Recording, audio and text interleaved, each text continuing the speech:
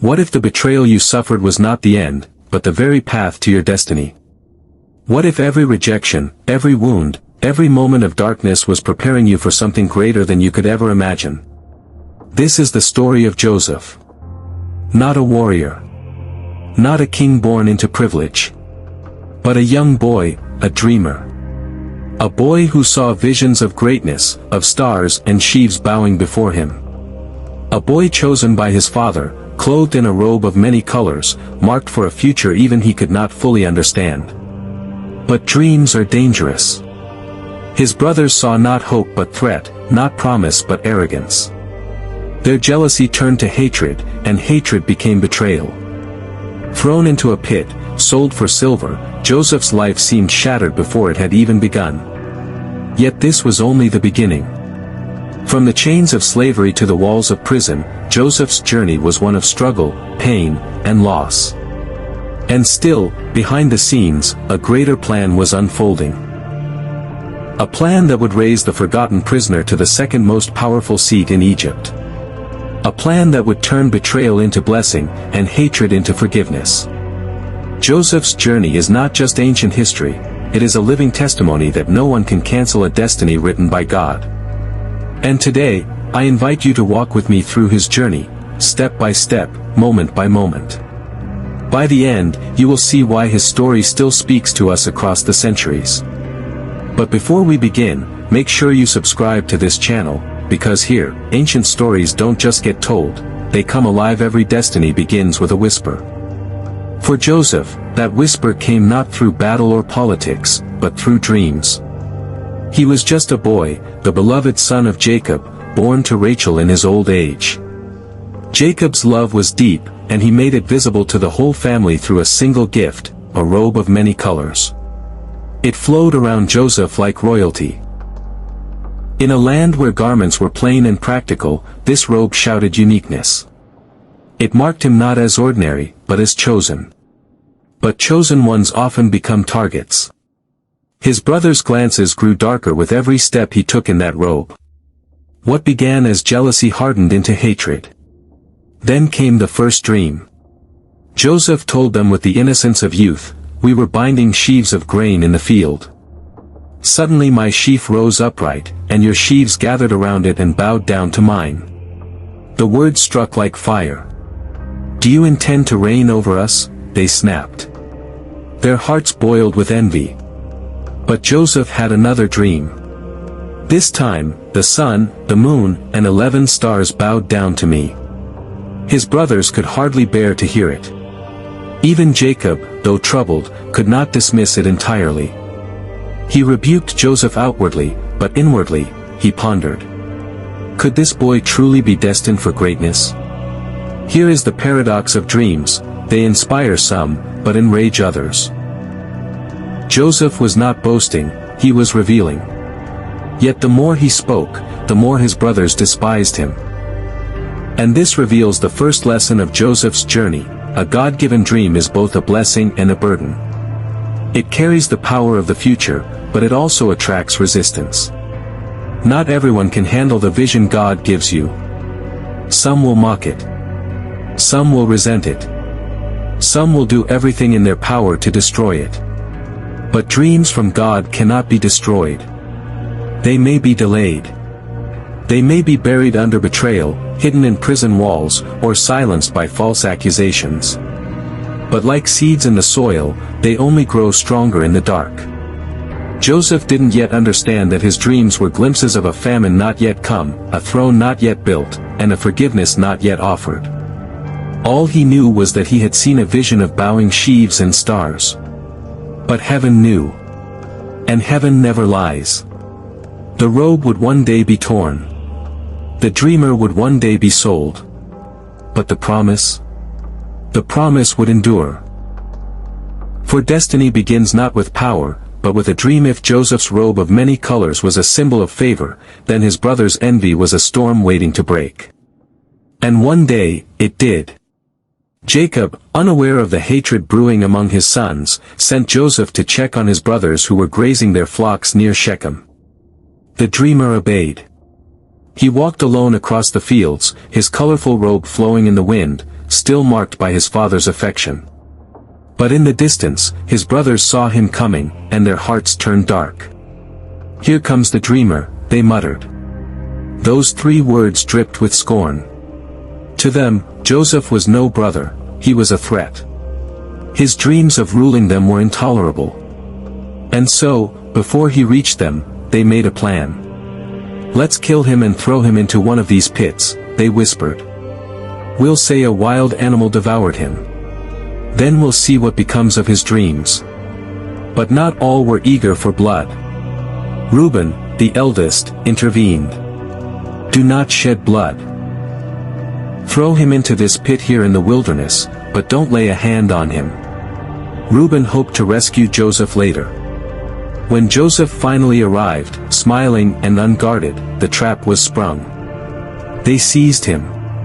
They tore the robe, the symbol of his father's love, the mark of his uniqueness, from his body. And they cast him into a dry cistern, an empty pit with walls too steep to climb. Imagine Joseph in that darkness, calling out to the very brothers he trusted. Their laughter above, their voices debating his fate, their footsteps walking away. It was the sound of betrayal, the sting of rejection from his own blood. But the cruelty did not end there. As the brothers sat down to eat, a caravan of Ishmaelite traders appeared, camels loaded with spices, on their way to Egypt. Judah spoke with cold practicality, "What profit is it if we kill our brother? Let's sell him to the Ishmaelites. After all, he is our flesh and blood."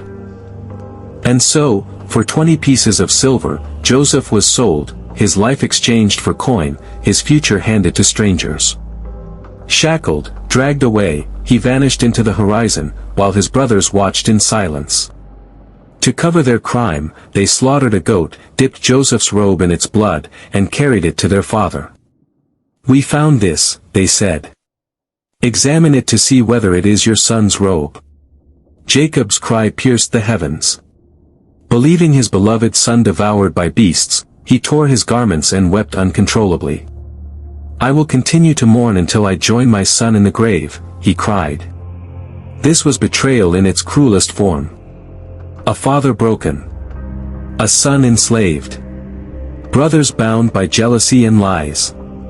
But here is the mystery: what men meant for evil, God was already weaving for good. The pit was not Joseph's grave, it was his gateway. The chains were not the end, they were the first steps toward destiny. Joseph's dreams had not died. They had only begun their journey through the fire. Dragged in chains across the desert, Joseph was sold like property in a foreign land. Egypt, mighty, powerful, and utterly strange. The boy who once dreamed of stars now walked among strangers who spoke a language he could not understand. He was purchased by Potiphar, the captain of Pharaoh's guard. To any other slave, this was the end of hope. But Joseph was no ordinary servant. Though stripped of freedom, he carried something no one could take away, the presence of God. Day after day, Joseph worked with diligence. His hands were steady, his heart faithful. Soon, Potiphar noticed that everything Joseph touched seemed to prosper. The fields thrived. The household flourished.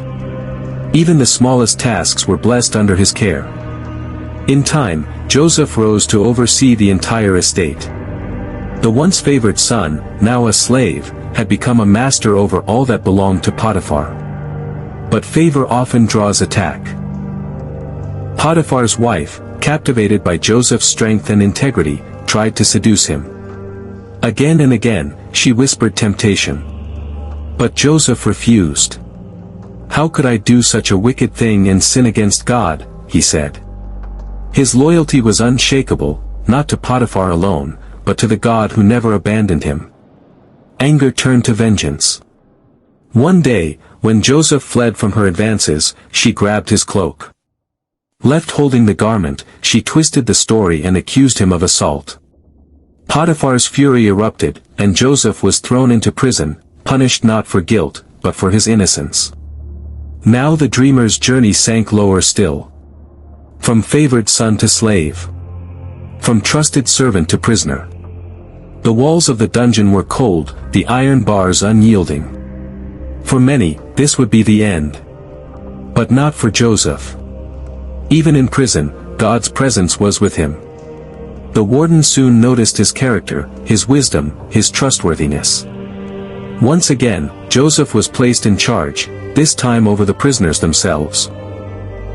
Wherever he went, the blessing of God followed. It was here, in the shadows of a dungeon, that Joseph's gift began to shine. 2 officials of Pharaoh, the chief cupbearer and the chief baker, were imprisoned.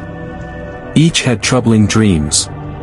When Joseph saw their distress, he said, "Interpretations belong to God.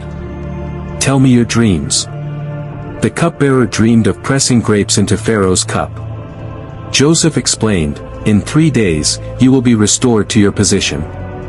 The baker, however, dreamed of birds eating bread from baskets on his head.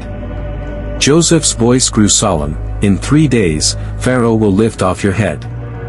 And it happened exactly as Joseph said. The cupbearer was restored.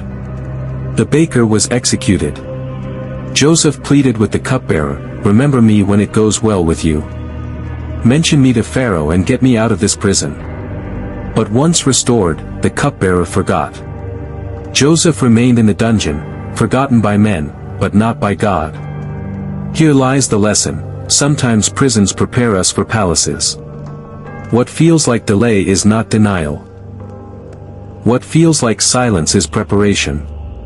Joseph's dreams had not vanished. They were only being refined 2 years past.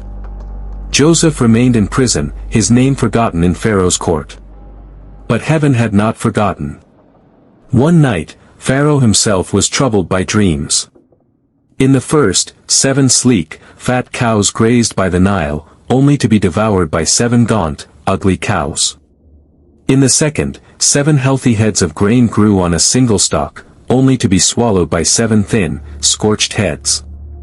None of Egypt's magicians or wise men could explain them. Then the cupbearer remembered. Shame flooded him as he recalled Joseph, the young Hebrew in prison who had once interpreted his dream. He told Pharaoh, "Today I am reminded of my shortcomings. There was a young man, a Hebrew servant, who told me the meaning of my dream, and it came to pass just as he said." Pharaoh ordered Joseph brought from the dungeon. Shaven, washed, and dressed in clean clothes, he stood before the most powerful man in Egypt. Pharaoh spoke, "I have heard you can interpret dreams." Joseph's answer was humble yet powerful, "I cannot do it, but God will give Pharaoh the answer he desires." Pharaoh recounted his dreams, and Joseph, guided by God, declared, "The dreams are one and the same. 7 years of great abundance are coming throughout the land of Egypt, but 7 years of famine will follow. Let Pharaoh appoint a wise man to oversee the land. Let him collect 1/5 of the harvest during the plentiful years, so that Egypt may survive the years of famine." Pharaoh and his officials were astonished. "Can we find anyone like this man, one in whom is the Spirit of God?" Pharaoh asked. And in that moment, Joseph's destiny arrived. From prisoner to prince, from dreamer to governor, he was placed second only to Pharaoh, robed in fine linen, adorned with a gold chain, and given authority over all Egypt. The famine came, just as Joseph had said. But Egypt was ready. Nations from all around came to buy grain, bowing before the Hebrew once thrown into a pit. The dream of sheaves bowing down was no longer a vision, it was reality. Joseph had risen. But his journey was not yet complete. The famine stretched across the lands, striking even Canaan, where Jacob and his sons dwelled. Hungry and desperate, Joseph's brothers journeyed to Egypt to buy grain. They bowed before the governor, never realizing it was their brother, the dreamer they had betrayed. Joseph recognized them instantly. Memories of the pit, the chains, the tears flooded his mind. But he did not reveal himself. Instead, he tested them, to see if their hearts had changed. He accused them of being spies, demanded to see their youngest brother Benjamin, and even held Simeon as collateral. The brothers, burdened with guilt, whispered among themselves, "Surely we are being punished because of our brother Joseph." They did not know he understood their language. Turning away, Joseph wept. When Benjamin was finally brought, Joseph's heart broke. He hosted a feast, treating Benjamin with honor. Yet still, he tested them, planting his silver cup in Benjamin's sack and accusing him of theft. This time, Judah stepped forward. "Let me take his place," he pleaded. "Do not bring such grief upon our father."